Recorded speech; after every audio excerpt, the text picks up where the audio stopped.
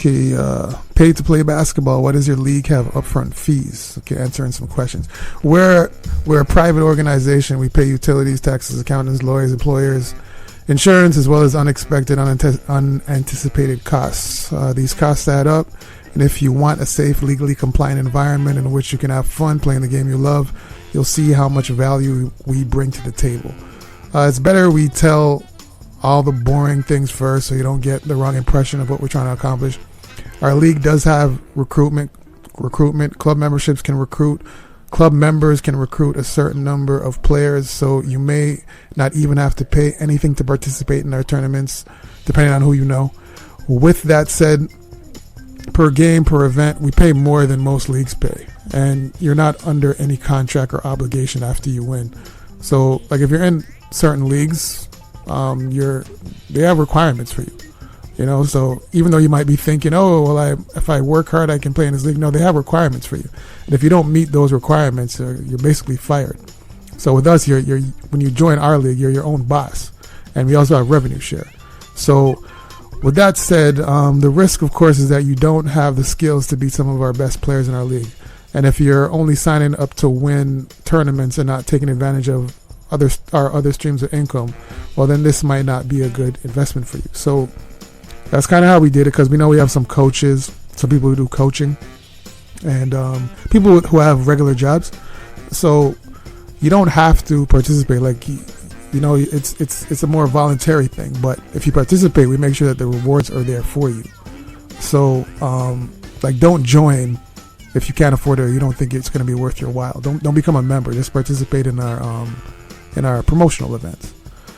Playing any professional sport requires serious discipline and dedication, and if you fall off or get injured, teams will no longer be interested. So if you get injured in our league, you can basically hire somebody to play on your behalf.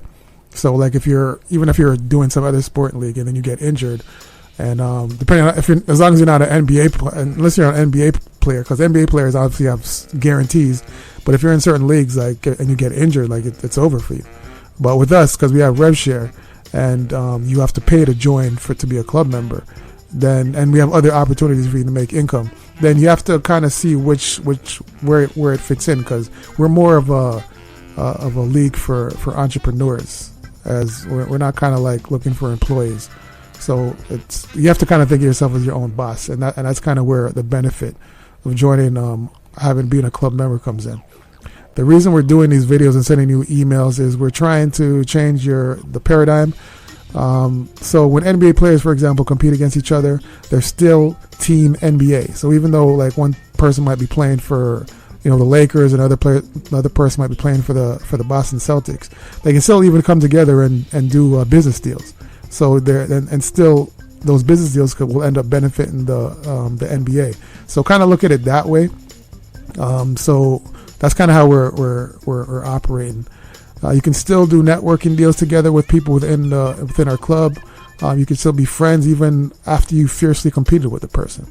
So we don't want in our sports club for people trying to tear down our league or tear down other people. So nothing is perfect, but our revenue sharing is to the benefit of everyone who plays in our league. We have auto rev share as well as direct rev share.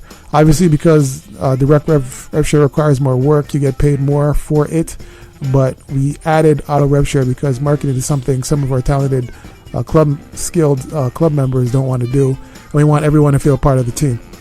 The annual fees for club membership are locked in, and this is important when you know how our revenue sharing program system works.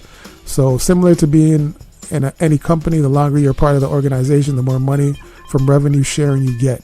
To the best of our knowledge, we're the first league, and to especially in basketball, to implement this type of revenue sharing. And unlike other leagues, our sports clubs, as long as you pay membership dues, you're getting paid rev share. Rev share, by the way, is in addition to prize money. You win from skills competitions. So if you win or lose a competition, you're still getting rev share. So even when you see like us post for the competition, like if someone earns $1 million from one of our competitions, or 250,000 or something, the rev share, and you lost that tournament, you're still going to get a part of the rev share. So rev share for us, it's our incentive to grow memberships. So like anything else, there comes a time when you have to close our doors to club members. So if you've ever been a part of like an adult league, most adults know, like in your part of the league, you'll notice that sometimes people don't show up because there's no incentive. So that's kind of the reason why we have the rev share, is we want to give people incentive to show up to competitions. You know, so yes, it seems like, oh yeah, there's money, but sometimes people don't show up. It's crazy. Even when you're doing tournaments for money, some people don't show up. This is why I tell people, like, you should join, because sometimes people don't show up, and it's big money and people don't show up for whatever reason. You know, and those dates are fixed. Like once we have a date, it's fixed. There's nothing we can do about it. So when we have events, really consider showing up. Like, just show up. Club membership fees are not guaranteed to stay the same. Existing membership fees are locked in. So what that means is, like if you pay the membership, whatever due you pay, that's going to be your fix. But if somebody comes in later and fees are raised, that's just a new fee. You know, because if we have added fees, you know, there's inflation. Employees want to get paid more. Lawyers want to get paid more. Accountants, all that stuff happens. So then we have to raise fees. But existing members, their fees will be locked in. That's basically what that means. As the value of our league grows, so will membership fees. Similar to a franchise, we want our existing members to have the liberty to have an exit strategy if, as a member, they've grown their team and want to sell their club for a capital gain. So as a member, as long as you're paying your membership dues, you can sell what you have. So if you're working with people, working with existing contracts or whatever, you can sell your existing membership. So we're going to leave it there. I think I try to keep these short because I really don't like listening to too many long instructionals. So I don't want you guys to have to listen to me talk for like 10 minutes.